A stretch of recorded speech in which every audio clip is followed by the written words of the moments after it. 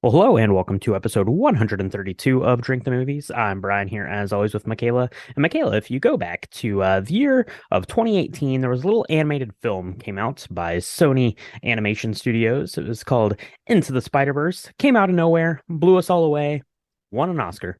Well, it did. It sure did. And it was we talked about this a little bit on our Patreon site, but it was one of the best surprises of 2018. Yeah, I was had no idea it was coming out. I think I found out about it in a preview like the week before it came out. Um, and it's arguably one of the best, if not the best, Spider-Man movie out there. And it's yeah. not live action. Amazing. It is not live action. It's going back to the comic book roots that Spider-Man came to us way back in the 1960s. So bringing that back onto the big screen and coming back again for its second installment across the Spider-Verse. We got to see this last night, so we've not had much time to think about it or to talk to ourselves about it, but we're going to talk about it today on the podcast. But before we do that, Michaela, we have to make a drink that honors Spider-Man, and it honors, I think, kind of this animation style we've got going on here and Across the Spider-Verse. So let's do this. Let's take a quick break and we'll be right back to whip up this week's cocktail. This week, we are paying homage to Spidey's New York roots with a riff on a classic. I'm really excited about this because just as Spider-Man grows and changes, the drinks that we make should grow and change too. When we started looking and doing research for this, we found a lot of very colorful blue and red Spider-Man Mm, concoctions that were basically mm-hmm. sugar. And we wanted to do something a little bit different. And so, Brian, you found this drink, and it looks amazing. It tastes really interesting. It is the New York whiskey sour. That's right. Yeah, we did a whole episode about whiskey sours back when we talked about Once Upon a Time in Hollywood. We did a little flight of whiskey sours, and then this is a riff on that, the New York whiskey sour. So the whiskey sour itself dates way back to 1870, and the New York version, we don't know exactly when it was made, but most people seem to be pretty set on that it was created in about 1880. Probably not from New York though, probably from Chicago.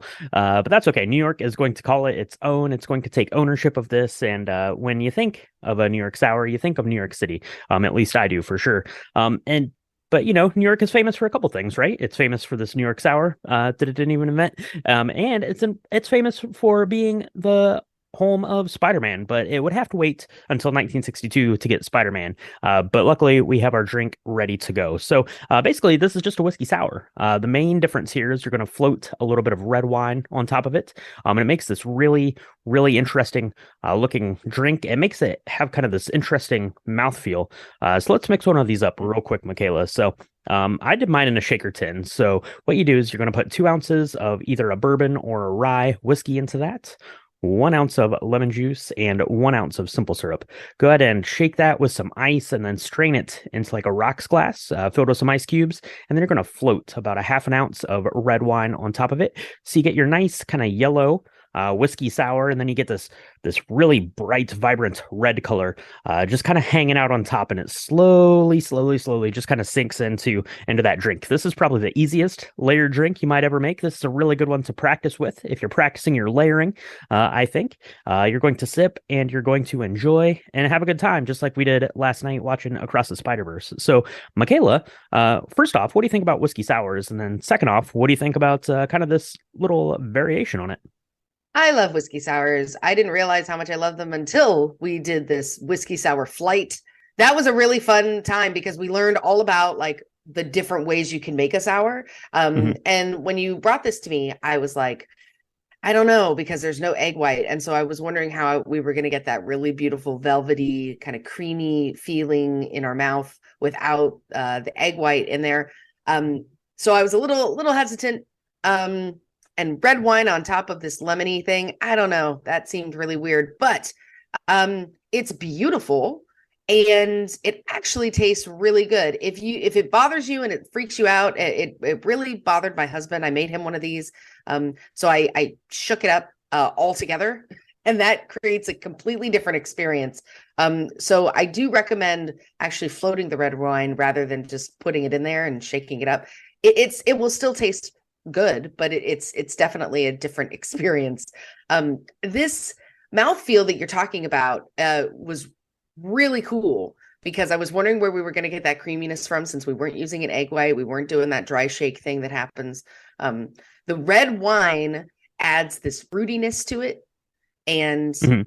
it's not as creamy, but it's still really interesting the way it kind of settles in the back of your mouth, and the kind of the tartness of the lemon is offset. It's um I can't really I couldn't figure out what else to compare this to Mhm. because it's not really whiskey sour-ish to me until the very end of the taste. And then it kind of brings you back and reminds you that it's a sour. That's right. Yeah, it gets kind of like this slickness on the tongue, I guess, from that wine. It kind of coats your tongue, and then the whiskey Yeah. sour kind of comes in after it. So it creates kind of this own kind of very unique mouthfeel that I liked a lot. I'd never had a New York version of the whiskey sour just until we did this for the episode. I kind of knew of them, but I never actually had one. So it was interesting to try.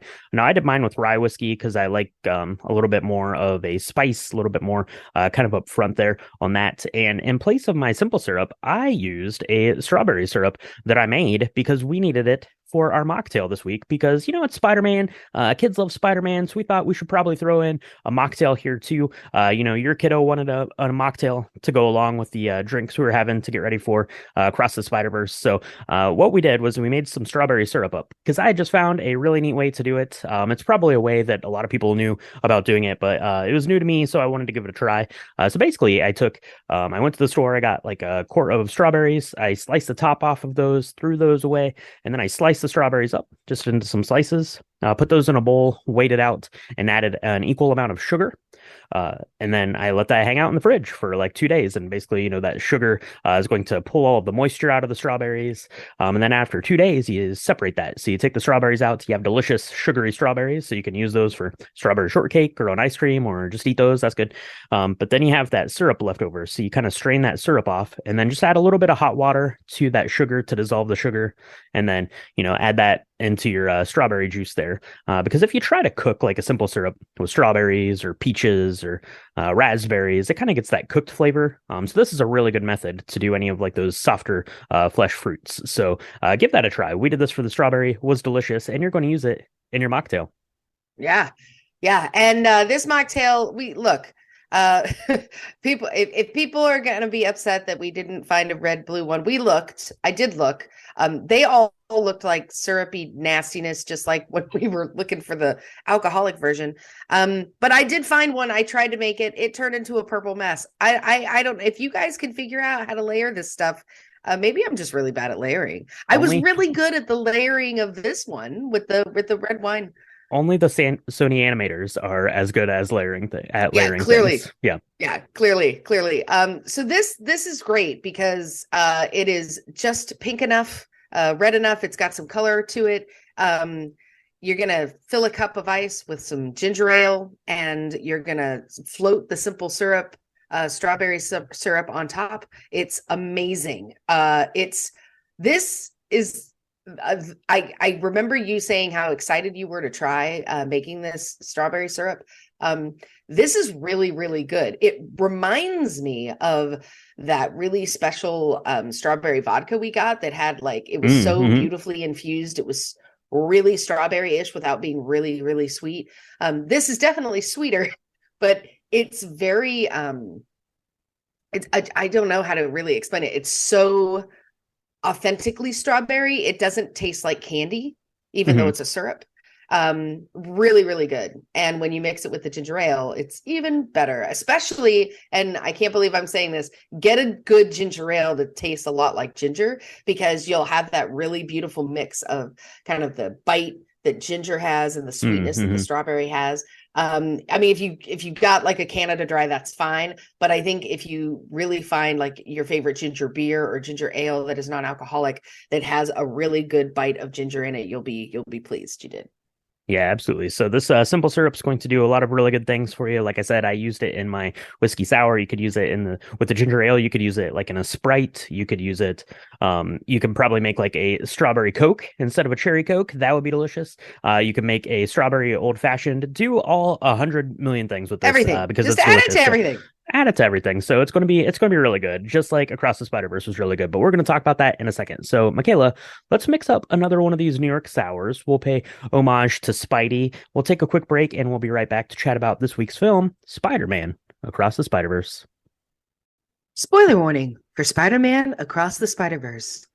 If you've not yet seen this film, and that's pretty likely, unless you were one of the billions who saw it this last weekend, you might get very confused.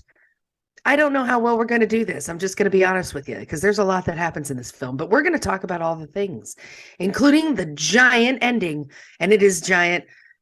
So if you don't want to be spoiled, if you don't want spoilers, don't listen to this until you've gone and had your New York whiskey sour or your Across the Spider-Verse mocktail, and then watch the movie and then come back and we can all chat about it together. You have been warned. Well, you have been warned. Absolutely. If you haven't seen it yet, maybe now is a good time to go back and rewatch Into the Spider-Verse to get yourself ready for this, because this Yeah. was quite the event. So, as you said, Michaela, this was just released in 2023, written by Lord and Miller. Here again, they're getting the bulk of the credit for this. This was directed by Joaquim dos Santos, Kent Powers, and Justin K. Thompson. And it brings back Shamik Moore as doing the voice for Miles Morales, Haley Stanfield as the voice for Gwen Stacy, plus a bunch more people that are returning, some new people. We're going to get into all that because there's a lot of ground to cover here in this one. But Michaela, as we mentioned in the top, this was the follow up to the 2018 Into the Spider-Verse, which won Best Animated Feature Film. That's right. It again, one of the best surprises of 2018. I had no idea this film was coming. I honestly didn't know if this film was going to do well because the marketing on it was very, very fast to me. Now I'm Mm. not an expert when it comes to all things Spider-Man or comics, so perhaps I missed it and I was living under a rock. That's okay. I was wrong, and I'm really glad I was wrong. The movie is amazing. So glad it won. It was arguably, I think we've talked about this. You thought it was the best Spider-Man film ever Mm-hmm. made. Yeah, It's that's true. definitely visually striking. It's got some really cool themes in it. And I didn't realize that this was going to be the first of many at the time, but I'm glad it is. But I do recommend if you've not seen the first one, you definitely should before you see the second one, because there is Mm-hmm. no like, here's what you missed on Glee moment. Like none of it. You're gonna be thrust right in the center of it. And if you don't know anything about Miles Morales's kind of Spider World, Spider Verse, and all of those things, you can be pretty lost. I feel like. So do yourself a favor, watch the first one first. That's true. They do a little bit of a recap there. Gwen is doing one at the very beginning of the film as she is beaten away on some drums that are band practice. You're kind of thrust into the story, right? Especially kind of her part of the story and her feelings and the way she's dealing with the emotions of being back, kind of in the aftermath of that first film. Not gonna get into the whole of the first film here, but basically, Miles becomes a version of Spider-Man. Some other Spider-Men from other dimensions come in, including Gwen Stacy. They help him, and then they have to go back to their own universe. But the thing about being Spider-Man is, and we're going to talk about that here in this film, is Spider-Man has to deal with a bunch of loss. And Spider-Man can't really have any friends, right? Because Spider-Man and whoever is the Spider-Man, outside of the costume, don't really have people to talk about to being Spider-Man with, right? So you're getting kind of this separation between Gwen and Miles, who had become friends in the first one, and kind of longing to be back together to have that friendship again, but are kept apart because they live in different universes, this Spider-Verse, so to speak. So we're really picking up the front of the story with Gwen and how she's dealing with that. Yeah. Yeah, and not particularly well, I'm gonna say. I mean, I don't know how many teenagers could deal with this kind of stuff very well. And that's one of the things, kind of the themes of this and how it kind of sits against this generation of young people. who are watching this, or people who identify with the entire Spider-Man sort of conundrum, right? So whether you're Peter Parker or Miles Morales or any of the 150,000 different spider people Mm. that we Hmm. see, Hmm. that idea of loss and being handed more responsibility than it seems fair, um, Right. and having to balance that and really continue to make decisions that may hurt you personally but are better for the greater good. That there's a lot of that in this. Yeah, exactly. So Gwen's kind of there at the start. We see her, doing her Spider Gwen kind of stuff, and eventually there's some tragedy that unfolds, and her friend Peter Parker in her universe ends up, turning evil, and dies in this fight that they have. So she's kind of on the run from her own father, the police there.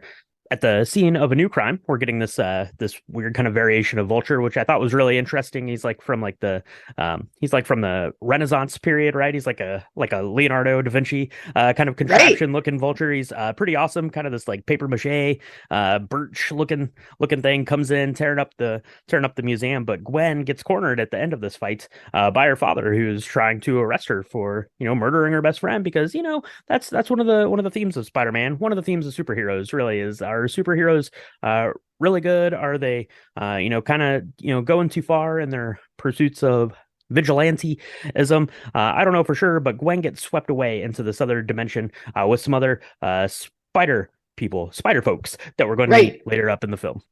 Yeah, I mean, I love this part because, first of all, the animation, I don't even know if it seems, I don't even know if we should call it animation. The way this art is depicted, this moving art, it's truly insane. I mean, you've got layers upon layers of different styles of animation. Some of it is very comic bookish. Some of it, as you said, is very like akin to Leonardo da Vinci's old like drawings of stuff, and it all works when they're together. I mean, this fight against this kind of archaic Vulture is just incredibly done. And then Mhm. you have Gwen, this Spider Gwen's world is very it's got this like almost watercolor background the whole Yes. time. Hmm. And Hmm. so you see this, you see the main characters in the foreground, and in the background you see kind of this muted, everything kind of mutes into the background. So you see there's like furniture and things, but it's all under this haze of this. It feels like watercolor. Especially there's a scene with the father and Spider Gwen where it's raining outside, and you can actually see the rain kind of meddling and muddling all of the background, and it's very symbolic to me. Really, really cool, bold choices that I've never quite seen before. And I don't know if we'll see since. It's really amazing. And the way that they layered this totally different kind of medium of cartoon, as it were, on top, and actually have them battle it out together. So you Hmm. have these layers of different art kind of battling each other. It's so cool. Really, really neat to watch.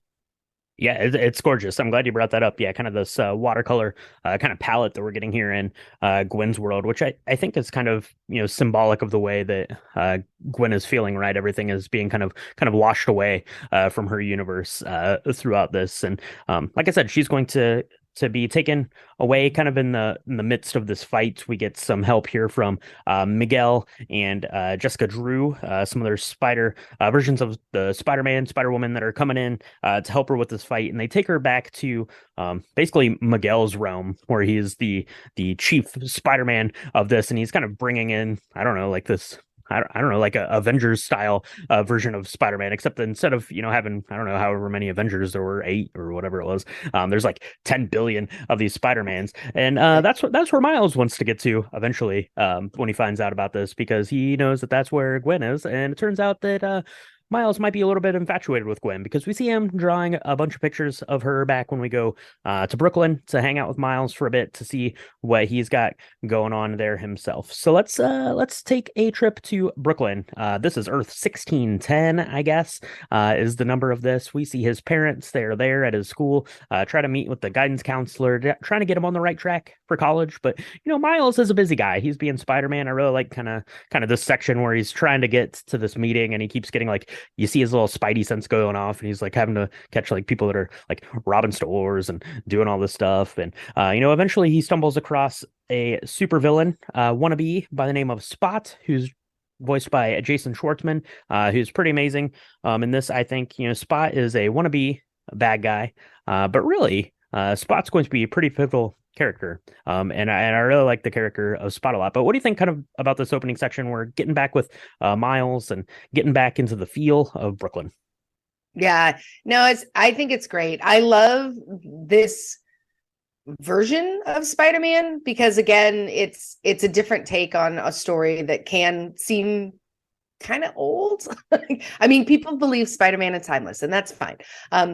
But I mean, I really love this version because he's just he's a kid who's brilliant and he's got a different family dynamic to deal with.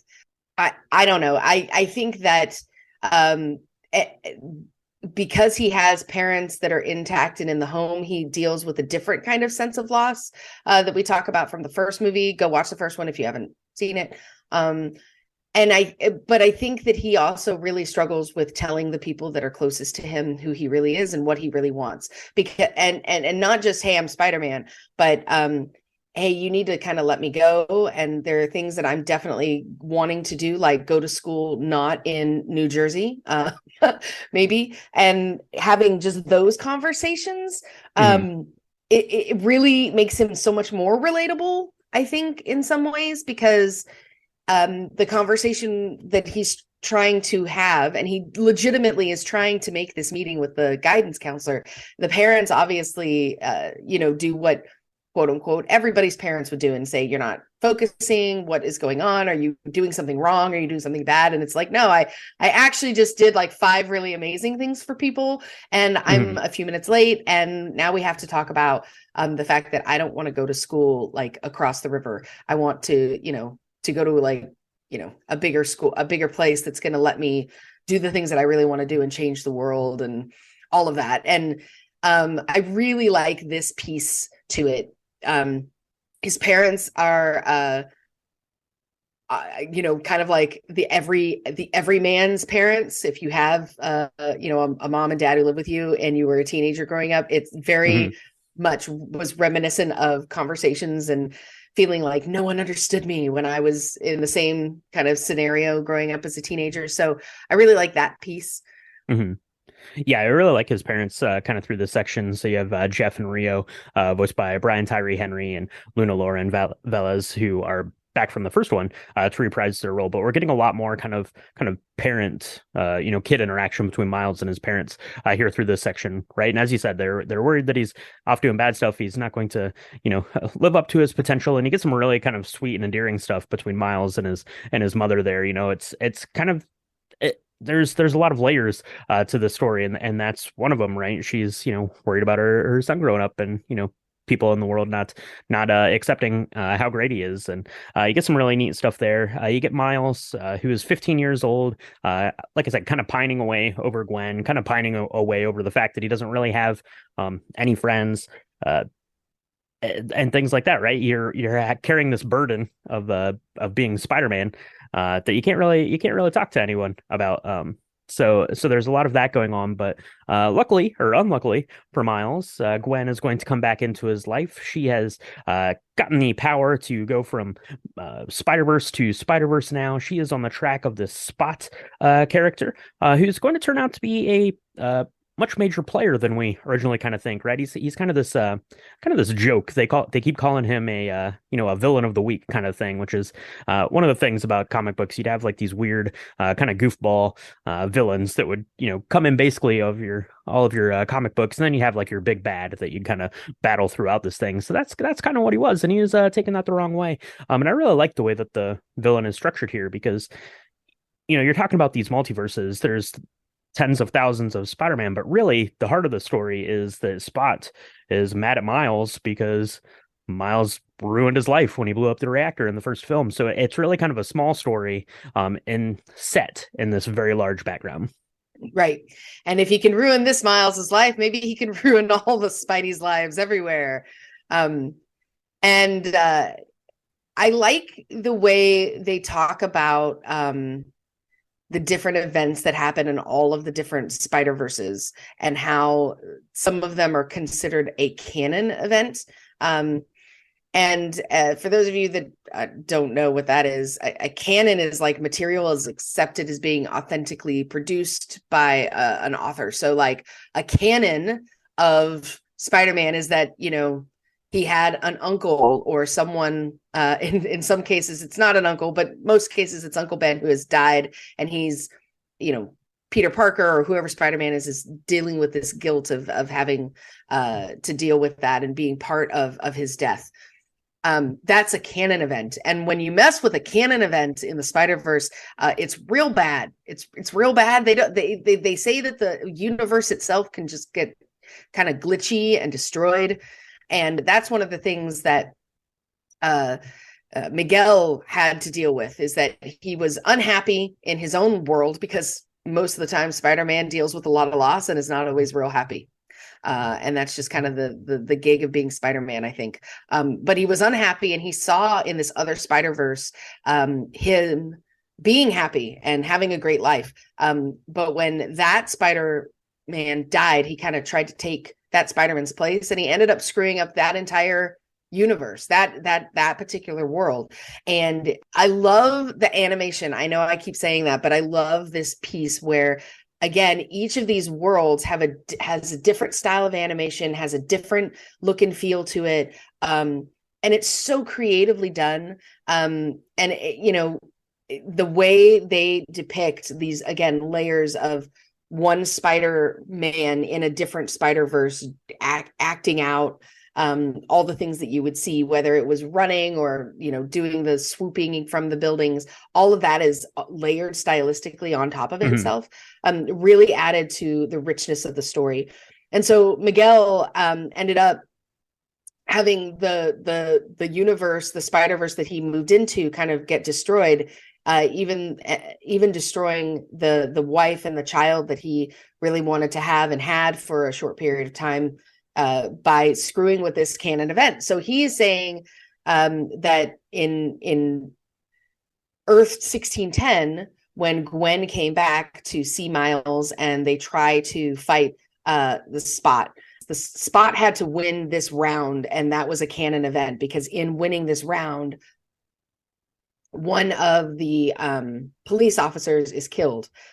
And it's actually not 1610, it's Earth 50101, which is Moonbatten. And I really want to talk about that, because that was probably my favorite Spider-Verse of all time. That was amazing. But there's a police officer who's supposed to die, and our Miles Morales stops that from happening, and he ends up screwing up the canon event, because that is something that needed to happen in order for the Spider-Man in that Spider-Verse to have his loss, and he needed that in order for that universe to continue going. So Miguel is now like, you shouldn't have come, this is why we didn't want you to be here. You can't save everybody, you can't do both. And now we're gonna have to go and fix this canon event somehow. Yeah, that's right. Yeah, because Gwen came, opened up the portal there. She has that ability with her little nifty portal opening watch that Miles is very, very jealous of. But he sees her go off into this Moonbatten version of Earth to chase after Spots, and Miles slips through that that hole, I guess, in the multiverses, ends up in Moonbottom and creates this rift, I guess, in this canon event. But Moonbottom's really awesome. It's basically like Mumbai and Manhattan, which is where you get the name there. So it's this Indian take on the Spider-Man universe, which is really great. You get Javier, who is voiced by Karan Soni, who is the version of Spider-Man here, and I really like it's kind of jokey because he'd only been Spider-Man for 6 months. Miles had been Spider-Man for a year, so we didn't know why Javier got to be in this elite group of Spider-Man, and Miles didn't. So the animation here is pretty crazy and pretty vibrant and pretty wild, and it's very jokey. He's like, here's the traffic over here, and the traffic over here, and the traffic over here, which is pretty fun. But yeah, he stops this canon event from happening, and that's going to be bad. So Miles gets summoned back to the head, the chief Spider-Man world. I guess I don't even know what Miguel's Spider-Verse world was called exactly, but they go back there, and he's realizing that he is not the Spider-Man. He is a Spider-Man in a galaxy full of Spider-Mans. Yeah, yeah, and it's gonna get real tough because we see all of these different spider folk. And one thing, I mean, we don't see Spider Pig. That is one thing I didn't see. We see like a spider horse and a spider T-Rex and a bunch of others. I love this because it gave us the opportunity as people who maybe have read the comics or are not 15 ourselves, see all the different versions of the Spider-Men or women that we have seen in the past. So we got to see a little bit of Tobey Maguire's Spider-Man. We got to see a little bit of Andrew Garfield and Tom Holland. We got to see a lot of these different, all the cartoon ones kind of come together. And again, with the layering, it's insane how it makes it all look good and not really hokey. And I had no idea. It probably was a billion years worth of work that they did to make it look as cool as it does, because they're in this building and every single spider person has its own look and feel, and they all kind of mesh in this building together. It's really, really cool. But this is where Miguel explains to Miles, hey, you can't mess with this canon event.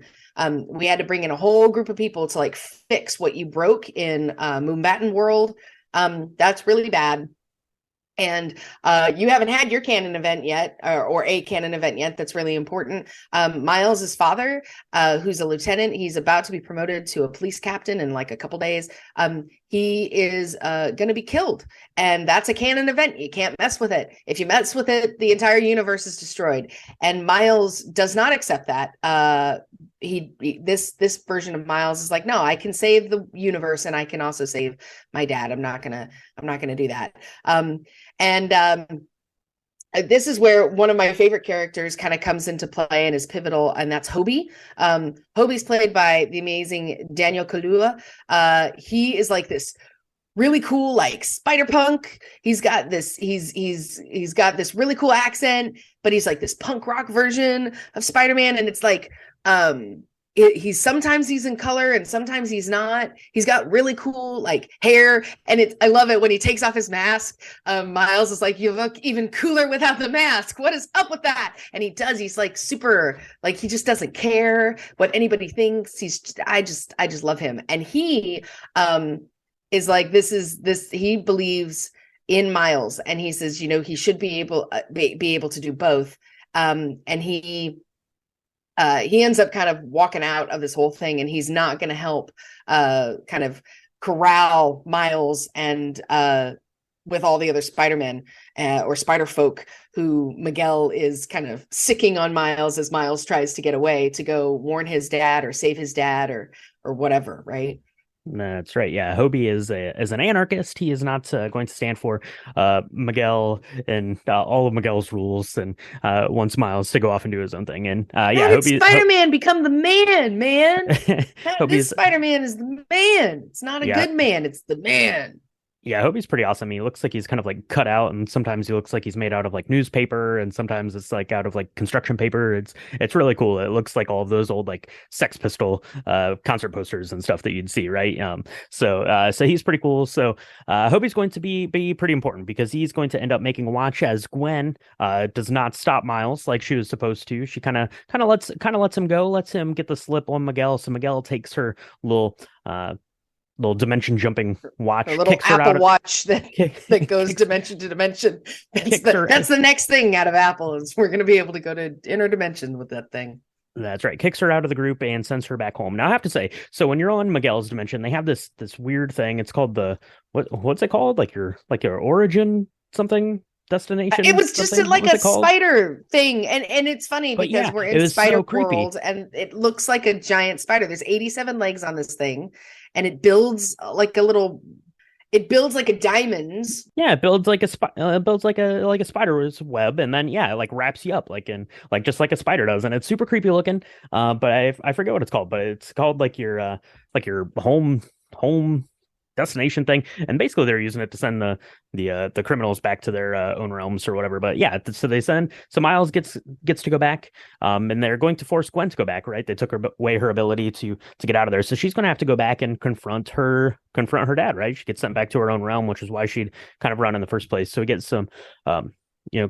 Kind of some really great stuff there with Gwen going back to her house, and she sees her father asleep uh, on the couch there. She kind of looks in on him, and then she's trying to slip back out after grabbing a few things, and he comes in, and they have a chat about how he had quit the police force and things after having spoken with her, and kind of the trouble that Gwen had, right? It was finally this conversation that they were able to have about how alone she felt and how she was trying to do the right things, and that was really really pretty beautiful. But she had also gotten a package from a Hobie that had stopped by and given her one, and of course it was very punk rock looking, her new version of the Apple Watch 2.0, I guess. It's got kind of those spiky wristbands and things, but now she can travel across dimensions and things too. So she goes, to Earth, to our dimension, to meet up with Miles. But bad news, Miles isn't there because when Miles got into the machine, he got sent to the wrong dimension because he was bitten by the wrong spider, which we learned through this story. So he is in alternate Brooklyn, where his uncle did not die, but instead his dad did, and Miles is still alive. But Miles, not a good guy, not a good guy in Yeah, this one. yeah. They do a really good job of having this scene. I think this confrontation between our Miles that we've been loving on and knowing for two movies and the Miles from Earth 42, who's now the Prowler. I love this confrontation between the two of them. It looks so much like shots that you would have in a comic book. With all the lines and the lighting of both of them, and they're very different. They obviously look different, but the kind of the juxtaposition of them kind of looking at each other, and our Miles is terrified because he realizes that he's in the wrong place. There is no Spider-Man here. It's a very dark Brooklyn. It's there's like everything's on fire behind him. I mean, it looks like kind of the third level of hell. His and then even further in the background, he can see this homage that they painted to his dad. And the way that they kind of do that whole scene is very like different sets and different kind of pictures layered on each other, which makes it look this was the part where I felt it looked most like a comic book in the first place, and I really like that. The story also takes a juxtaposition because Gwen has gone back to his Earth, which is like Earth 65, and he's not there, and she realizes that he is in the wrong universe, and she doesn't know exactly how to get to him. And Earth 42, I don't know how you do that, but she knows that she can't go alone. And that's when she gets a little help from her friends. That's right. Yeah, she uses her new watch she got from Hobie to go back to Peter B. Parker there, who is the best dad around, I guess.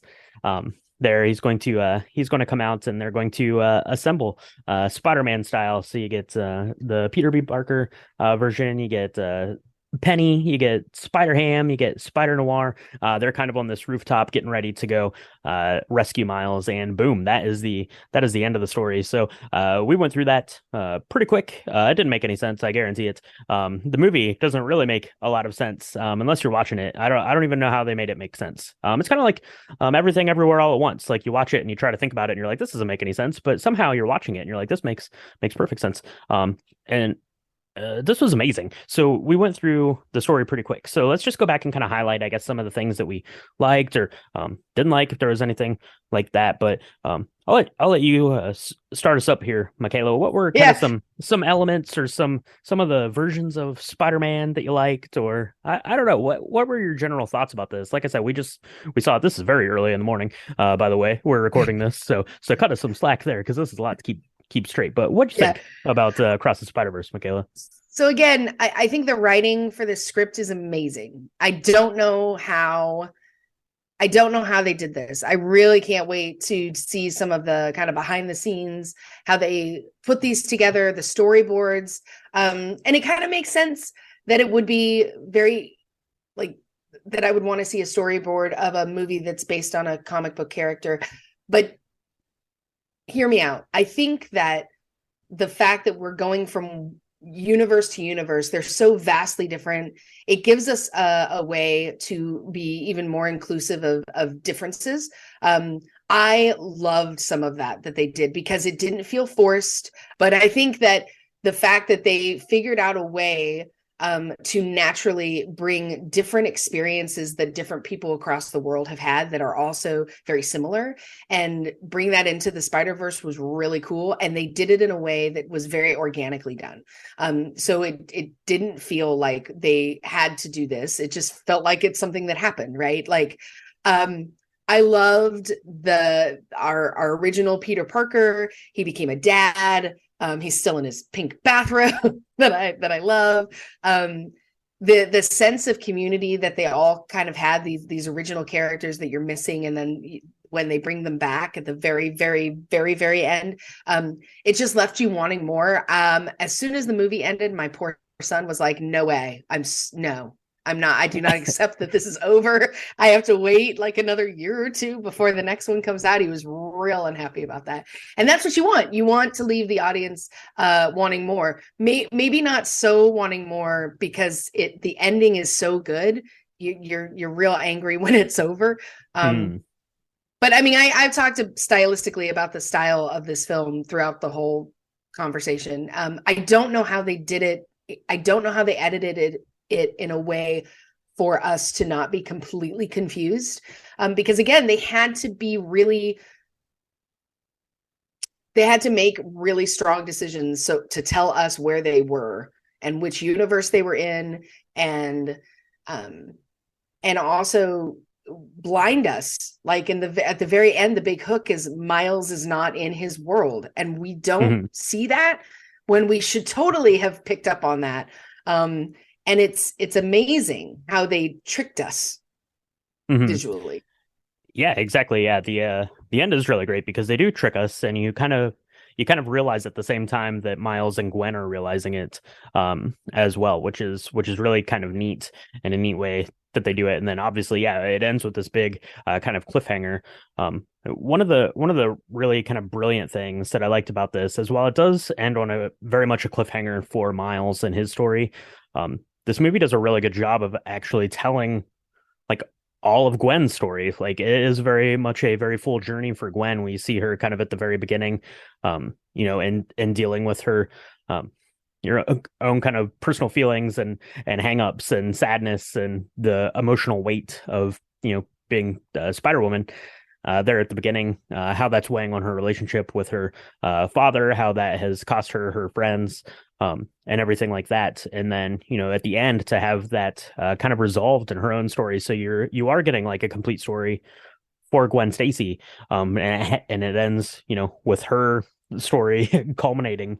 At the same time, it's this cliffhanger for Miles' story, which I thought was really brilliant in terms of storytelling and what they're capable of doing there. The script is amazing. Obviously the animation is going to get all the accolades, all of the praise for this, and rightfully so, because it's beautiful and breathtaking, and it's insane to me to even think like how where you would start to like storyboard this or decide to do, because I don't know, there's got to be like, I don't know, 5,000 different animation styles that are going on over Yeah. the course of this thing. It's absolutely insane, but the script is phenomenal.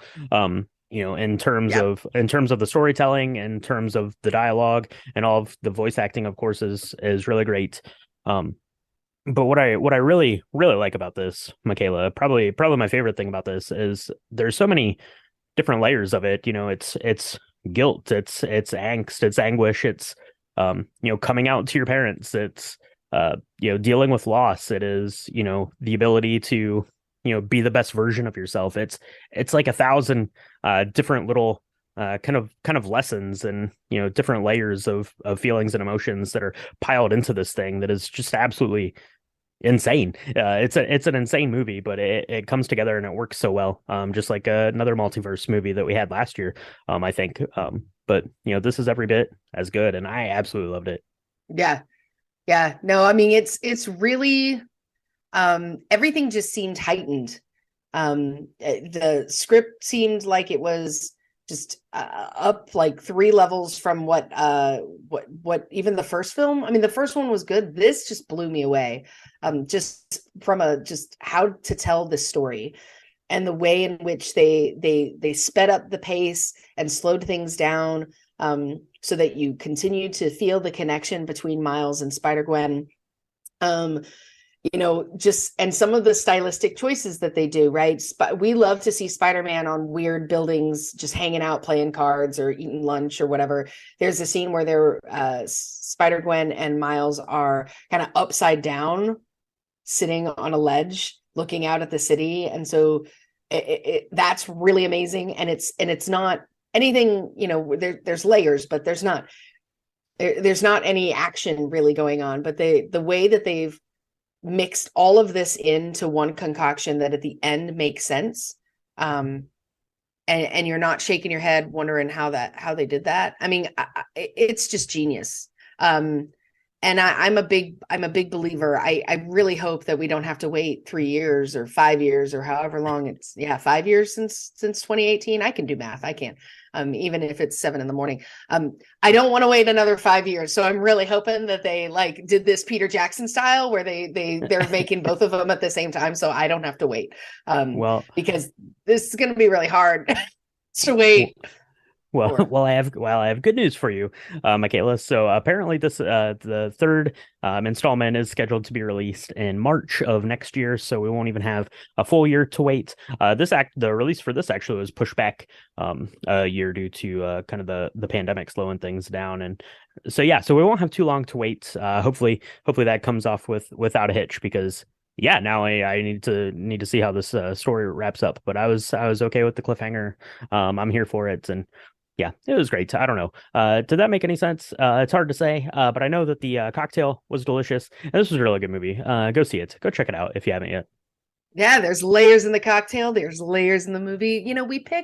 We do really good, I think, picking cocktails for films. We've only had 135,000 opportunities to do this right. That's right. Yeah, I'd love to hear what people thought of it, and I apologize if God, you're listening to this and you're like, you guys have butchered this film. We're real sorry, but I feel like after watching and describing Everything Everywhere All at Once, this is very similar in that you have different worlds and different universes. This is a lot more kid friendly, I will say that, and yeah, so I think we did better. I don't know. I don't know. There was a Spider-Man Tyrannosaurus Rex, and that was all I needed in my life. That was the best version of Spider-Man. Sorry, Miles. T-Rex Spider-Man wins 10 times out of 10 for sure. That was But no, amazing. it was a lot of fun. It was very humorous, very funny. very kind of deep on an emotional level. At the same time, it was amazing. So that is Spider-Man Across the Spider-Verse. It just came out. Go give it a watch if you haven't yet. Check it out and let us know what you think about it. And let us know if you whip up a New York sour, or try your hand at making your own strawberry syrup and adding it to your favorite ginger ale or Sprites and making up a mocktail with that or a different cocktail with that. We want to know all of that stuff. We want to see pictures of the ones that you make. You can take pictures, send us comments, feedback, all that stuff on social medias. It's at Drink the Movies on Instagram and Twitter and Facebook.com/Drink the Movies. If you want to see pictures of ours, see pictures of us at the movie theater, see pictures of our cocktail, written recipes, episode recaps, all that stuff, you can do that on our website, which is www.drinkthemovies.com. We talked a little bit about Into the Spider-Verse for Patreon, a little mini episode. That's patreon.com/Drink the Movies. If you want to support the podcast, we greatly appreciate you checking that out over there. We've got bonus content and fun little cocktail recaps and all sorts of stuff that we got going on over there. Check that out. We definitely appreciate that. And we appreciate if you take the time to subscribe and rate the podcast. Michaela, where can they do that? You can find us on Apple Podcasts, Spotify, Stitcher, Good Pods, anywhere where Spotify podcasts are distributed. Whatever you're listening to right now, just press the like button, press the subscribe button. We do 2 drops a week where we talk all things movies and cocktails. We're so excited that if you're new, welcome. I don't know if this is the right one to cut your teeth on. We're usually more awake than this. It's very early where we are. So welcome. Please subscribe. Tell your friends if you're liking what you're hearing. It really helps us get all the Drink the Movies stuff out there. Yeah, absolutely. We definitely appreciate that. And yeah, for now, Michaela, I don't know. I'm excited. I need to go back, probably watch Across the Spider-Verse again because I feel like there's a lot of stuff that you miss on a first viewing. There's a lot of different versions of Spider-Man to check out in the background. There's a lot of layers of storytelling, and I'm probably gonna have to watch this at least a couple times. Waiting for next March for the next one to come out and resolve our story here. So let's do that. Let's go check this out again. Let's make up another New York whiskey sour, and we'll talk to everyone next time on Drink the the Movies. movies. Spider-Man does whatever Spider-Man can.